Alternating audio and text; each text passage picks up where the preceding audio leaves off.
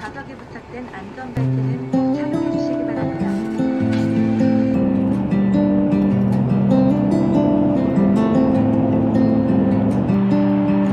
Cold hands and sore feet.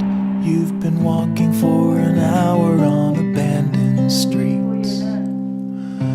Weak knees and fresh scars. It's a struggle when you're losing track of who you are. The words you stole won't save your soul. They can only buy you time.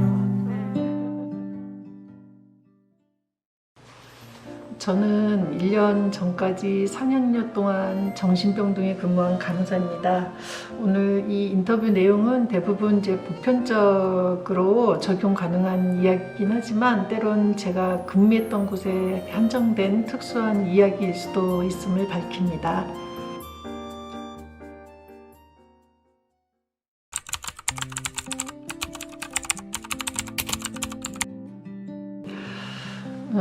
정신장애인에 대한 오해가 있어요. 정신장애인은 위험할 것이다 라는 게 그것이죠. 사람이 범죄를 저지르게 될 땐 다양한 원인이 있을 텐데 정신병력만 확인되면 그것에 초점을 맞추고 그 정신병력이 범죄의 원인인 양 여론이 확산되기 일쑤입니다. 제가 만난 정신장애인들은 특히 조현병을 앓고 있는 환자들은 오히려 타인에 대해 조심스러워하고 두려워했어요. 대부분 외부로부터 어떤 피해와 상처를 경험했기 때문이죠. 그런 상처로 인해서 실제 발병까지 하게 된 것이고요. 그런데 정신장애인들에 대해서 사람들은 심각한 오해와 편견을 가지고 혐오까지 하고 있는 거거든요. 대검찰청 조사 결과를 보면 일반인 범죄율이 1.2%인데 반해서 정신장애인 범죄율이 0.08%라고 합니다. 그리고 성인 10명 중 3명이 평생 한 번 이상 정신질환에 걸린다고 하거든요. 100명 중에 1명은 조현병을 앓는다고 하기도 하고요. 그만큼 정신질환, 정신장애는 위험하지도 않을 뿐더러 나를 포함해서 우리 주변에 감기처럼 존재하는 거라고 보면 될 것 같아요.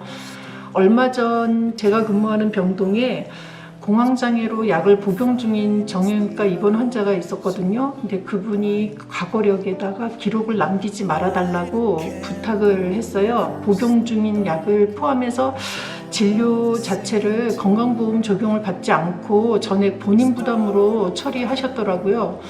근데 기록을 남기지 않으려고 하는 거죠. 정신장애에 대한 편견은 이렇게 치료를 더 어렵게 해요. 1년 전까지 4년여 동안 제가 정신병동에 근무했었는데 적어도 정신장애에 대해 편견 없이 환자들을 대해야 되겠구나라는 걸 배우게 된 것 같아요.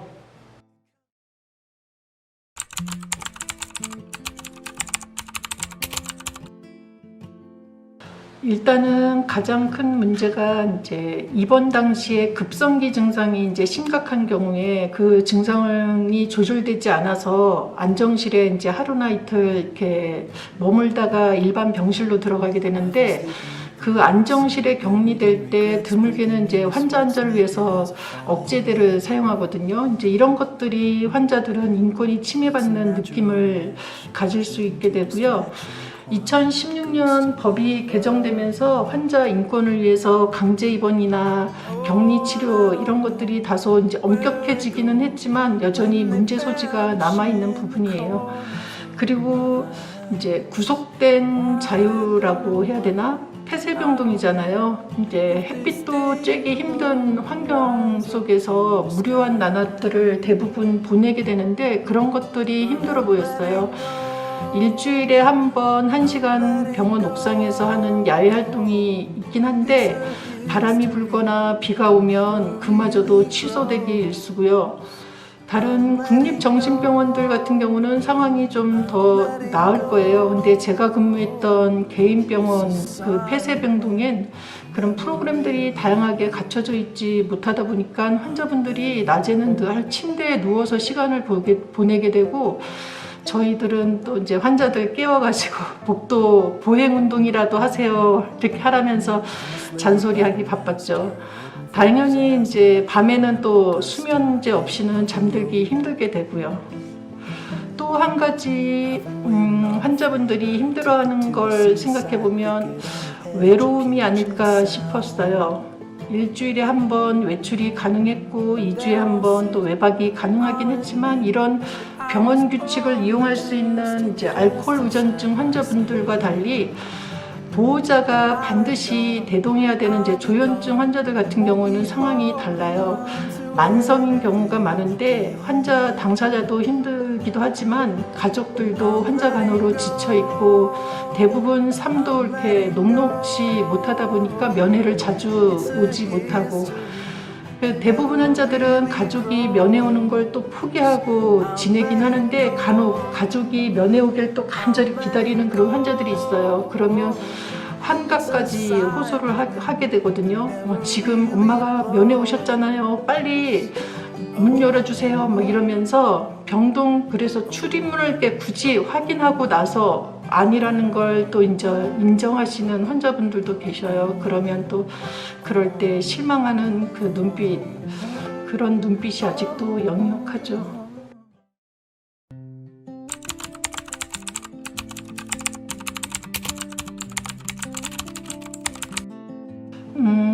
그때 제가 언론에서 온돌방으로 되어 있는 그 청도 대남병원 정신병동 병실을 사진으로 접했을 때는 좀 놀랐어요. 어떤 분들은 이제 온돌 형태의 병실이라고 감염에 더 취약한 건 아니라고 말씀하시기도 하는데 제가 근무했던 곳은 이제 낙상 사고를 대비해서 높이가 이렇게 낮은 침대가 6개 내지 7개 정도 병실 하나에 이렇게 놓여 있었거든요. 그거하고 비교하면은 당연히 온돌 형태의 병실에 환자 밀집도가 높을 수밖에 없잖아요. 같은 크기의 면적이더라도 아마 더 많은 숫자의 환자들을 이렇게 배치해서 관리했을 것 같아요. 당연히 위생 관리도 더 어려울 수밖에 없겠다는 생각이 들었었어요. 아마 비용 문제겠죠. 건강보험을 통해서 국민의 세금, 그러니까 국비는 국비대로 들어가는데 한편에 병원들이 대부분 뭐 비영리 법인이라면서도 사립병원의 이제 손익계산을 막을 수는 없으니까요. 글쎄 제가 현재 정신병동에 근무하고 있지 않아서 이번 환경이 어떻게 변했는지는 확실하게 말할 수 있는 입장이 아니긴 한데 며칠 전에도 고양시 정신요양시설의 코로나 집단 감염 소식을 언론을 통해 접했는데 그런 걸 보면 변화가 있다고 보긴 어렵지 않을까 싶어요.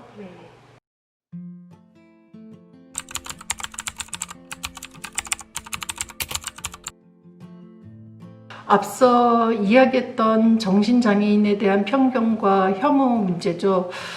병은 소문을 내야 낫는다 이런 말이 있잖아요. 아플 때는 주변으로부터 받게 되는 적절한 도움이 매우 중요하다는 이야기일 텐데 정신장애에서만큼은 사실 현실이 예외인 것 같아요.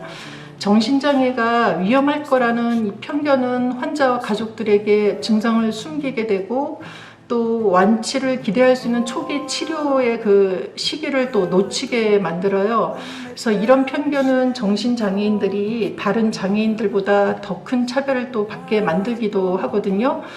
우리나라에는 장애인의 인간다운 삶과 권리를 보장하기 위한 장애인 복지법이 있어요. 하지만 그 장애인 복지법 제15조에는 정신장애인은 대통령령으로 정하는 바에 따라 장애인 복지법 적용이 제한될 수 있다. 이런 규정이 있거든요. 정신장애는 이중으로 차별받고 있는 거죠. 저희 지역에 조현병을 앓고 있는 따님과 함께 지내는 홍수민 님이 계시는데 그분의 따님이 그런 차별을 경험한 적이 있거든요. 한번 들어보세요. 네, 안녕하세요. 저는 속초에 살고 있고 저희 딸이 조현정통장애를 앓고 있어요. 지금 10년째 됐고 작년 9년차 됐을 때 그동안 9년 동안 경험한 것들을 볼 때 이게 제가 감당할 수 있는 열심히 한다고 해서 해결되는 문제가 아니고 어떤 사회적으로 많은 변화가 있어야 되겠다는 생각을 하게 돼서 청와대에 청원을 했었어요. 작년 5월 5일 날. 그걸 계기로 주변에 다 커밍아웃을 하게 됐고, 그런 과정을 거쳐서 저의 청원 글을 보시고 공감해 주시는 시민분들이 모여서 설악 어우럽이라는 모임을 만들어서 지금 활동을 하고 있습니다. 아까 질문에 나오신 차별을 겪었던 내용은 저희 아이가 이제 어렵게 장애인 등록을 했었어요.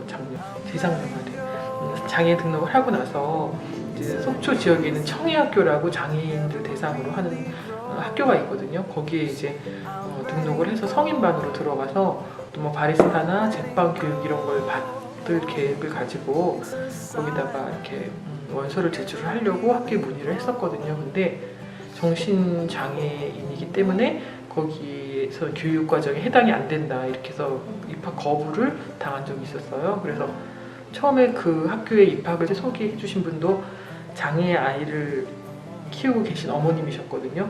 그 자녀분도 청해학교를 다니고 있고 하기 때문에 같은 장애인이라서 정신장애인이라서 안 될 거라는 건 생각도 못하고 저한테 소개를 하셨고, 저도 마찬가지로 그렇게 생각을 하고 입학을 하려고 상담을 했더니 안 된다고 거절을 당한 적이 있었어요. 그래서 굉장히 낙담을 했던 적이 있습니다.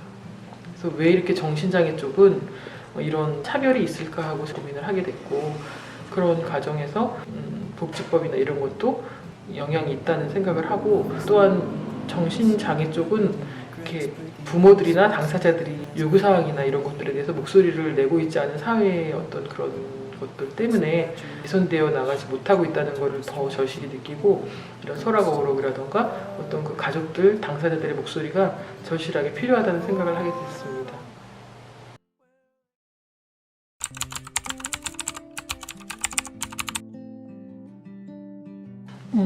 정신장애인들을 사회로부터 격리하기 위한 집단 시설 대신에 정신장애인들이 지역사회로 나와서 비장애인들과 더불어 살 수 있는 그런 시스템이 만들어져야 될 것 같아요. 특히 폐쇄된 집단 시설들은 이제 사회적 거리두기가 일상화되고 있는 이 감염병 시대를 대비하기 위해서라도 점차 사라져야 될 필요가 있는 것 같고요. 그리고 주요 OECD 국가들하고 달리 우리나라 정신병원의 병상수가 증가 추세에 있거든요. 이 추세에 또 변화가 필요한 것 같습니다. 그렇다고 제 근무지처럼 정신장애인들을 위한 지역사회 준비가 미처 갖춰지지 않은 상태에서 폐쇄병동이 없어지는 것도 또 심각한 문제를 낳을 수 있다고 보거든요. 작년에 8월 제가 있는 인근 지역에서 유일한 정신 관련 시설이기도 했고 제 근무지였던 폐쇄병동이 대책 없이 문을 닫게 됐었어요. 그때 병원을 이제 나설 수밖에 없었던 환자들의 사망이나 사고 소식을 접하게 되는데 사실 예측되었던 일들이었거든요. 대책이 없었다는 이야기는 그런 폐쇄병동에서 갑자기 태어나게 되는 정신장애인들이 지역사회에서 이용할 수 있는 시설이나 어떤 도움이 전무했었다는 그런 뜻이에요. 코로나 이야기가 나오긴 했지만 코로나 때문만이 아니라 코로나 이전부터 이렇게 요구되던 것이 있어요. 여기 자유가 치료다라는 책이 있는데 녹색병원에 근무하시는 그 백재중 선생님이 쓰신 책이거든요. 이탈리아의 정신보건 개혁에 대한 책인데 그 이탈리아가 어떤 식으로 정신보건 개혁을 했냐면 그러니까 불필요한 입원을 줄이고 정신장애인들이 지역사회에서 정신보건센터라든가 사회복지시설 이런 시설들을 통해서 인권이 보장된 상태에서 재활을 하고 회복하면서 사회에 적응하여 이웃들과 삶을 이렇게 누리게 하는 그런 개혁을 했었어요. 우리나라도 그렇게 되어야 된다고 생각합니다. 그 홍수민님 그 따님이 요즘에 어떤 식으로 일상을 보내고 있는지 한번 얘기 들어보고 싶어요. 그 식증이 있고 막 그런 상황에서는 아침에 일어나 보면 식탁 위에 항상 음식 먹은 게 가득 쌓여 있었어요. 밤에다 치워놓고 자도 쓰레기장처럼 만들어 놓고 아침에 일어날 때마다 제가 그걸 보면서 진짜 힘들었었거든요. 근데 그러면서 살도 많이 찌고 그리고 음성 증상이 심해서 거의 씻지 않고 하루 종일 누워서 지내고 먹고 누워서 자고 TV 보다가 자다가 핸드폰 하다 자다가 거의 그런 생활이었고 집 밖에도 잘 안 나가고 그랬었거든요. 그러니까 그런 증상은 이제 음성 증상일 때 그렇게 지냈고요. 우증인 기간이 있어요. 그럴 때는 자기가 뭐든 하면 다 될 것 같고 막 그런 시기가 있기 때문에 막 핸드폰으로 대출도 막 받아가지고 자기가 나가서 이제 아르바이트 하고 하려니까 속초에 일자리가 없다고 밤에 몰래 가출을 하고 막 서울에 가서 고시원 얻어가지고 혼자 지내다가 한 2주일 정도 약을 끊으면 다시 재발이 되면 제가 찾아가서 다시 데리고 오고 몇 번 이렇게 반복이 된 적이 있었거든요. 예, 그런 상황을 지내다가 요즘에 많이 좋아지고 있습니다. 요즘에는 좀 살을 빼려고 많이 노력 중이에요. 처음 있는 일이에요. 그전에는 항상 먹고 자고 폭식도 있고 굉장히 조금 활동적이지 못한 생활을 했기 때문에 거의 30kg 이상 살이 쪄 있는 상태인데 일단은 제가 이렇게 커밍아웃을 하고 본인의 병에 관해서 엄마가 노력을 한다는 모습과 그리고 좀 소통하는 게 점점 방법을 찾아가는 것 같아요. 둘 관계에서. 그러면서 본인의 건강이나 이런 거에 대해서도 자기가 더 챙기려고 하고 시간이 있을 때는 이렇게 밖에 나가서 많이 걸어 다니려고도 하고 그리고 그 아파트 안에 있는 헬스장에 가서 운동을 하려고도 하고 그런 관리를 하고 지내고 있습니다. 그리고 이제 제가 사실 좀 건강이 안 좋아서 힘들었는데 그런 엄마의 모습을 보면서 엄마가 언제까지 곁에 있어줄 게 아니라는 걸 본인은 느낀 것 같아요. 그래서 저의 식사와 어떤 뭐 집에서 살림하고 요리하고 이런 것도 많이 신경 쓰고 오히려 요새는 저를 챙겨서 먹여주고 막 이런 식으로도 활동을 하고 그리고 무엇보다도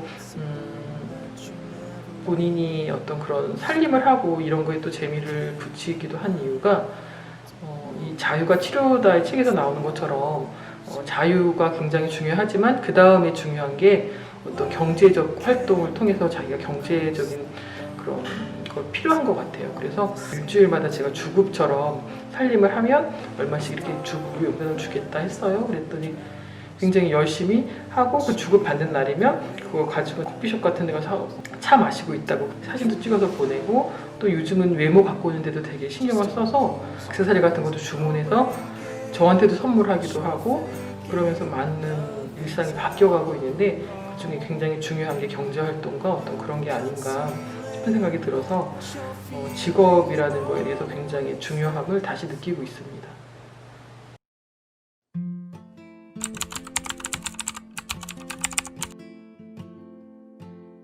제가 병력 단절 17년 만에 이제 임상에 복귀를 했어요. 지금으로부터 한 6년, 벌써 6년 됐네요. 그때 임상에 복귀하고 처음 근무지에서 퇴원이란 걸 경험했었거든요.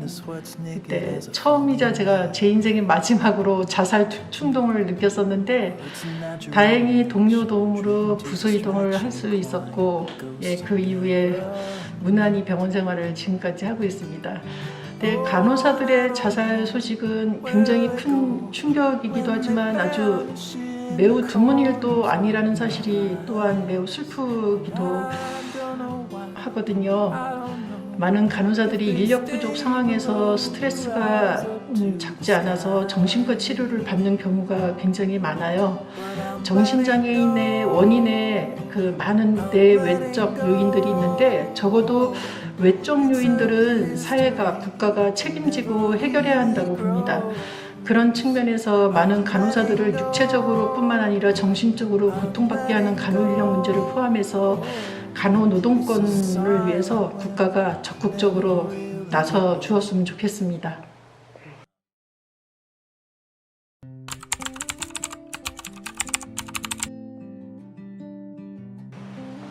마지막 질문은 좀 얘기 좀 해요. 어떻게 하는데 행동하는 거라서. 이거 자신 있으셔서 대답을 안 적으시죠?